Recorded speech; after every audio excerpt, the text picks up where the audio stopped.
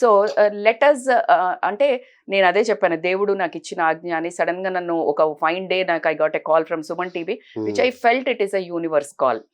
అంటే నాకు ఎప్పుడు ఉండేది అరే మాట చిన్న, అంటే నేను నాకు 20 years లో మ్యారేజ్ అయినప్పుడు కూడా ఇంటి ఎదురుగా కొట్లాడుకుంటూ అత్త గట్లా బాగాలేదు, మా అత్త బాగా చూడట్లేదు, ఏదో గొడవలేదు. అలా ఎందుకు గొడవ పడతావు, పాపం ఆవిడ కన్నది కదా అని ఆ టైంలో చెప్పాను నేను. So somehow it is there in my inbuilt ఏమో, కలిసి ఉండాలి, తల్లిదండ్రి ఎక్కడికి వెళ్తారు అనే కామన్ సెన్స్ నాకు ఆ టైంలోనే వచ్చింది. నా లైఫ్లో కొన్ని ఇష్యూస్ వచ్చినప్పుడు అయ్యో ఇలా పెళ్లి కాగానే ఇలా చిన్నగా అత్తయ్య మావయ్య చనిపోయారు, ఏదన్నా మా అమ్మ వాళ్ళ కష్టం అంటే జరుగుతుంది. ఆ టైంలోనే ఇట్స్ ఓకే, ఆ వయస్సు ఉంది, తెలివి ఉంది, కష్టపడతాము అనే వర్డ్ ఆ ఏజ్ లో వచ్చిందంటే somehow it is a god, I think god given gift. Face the challenges is my always favourite dialogue.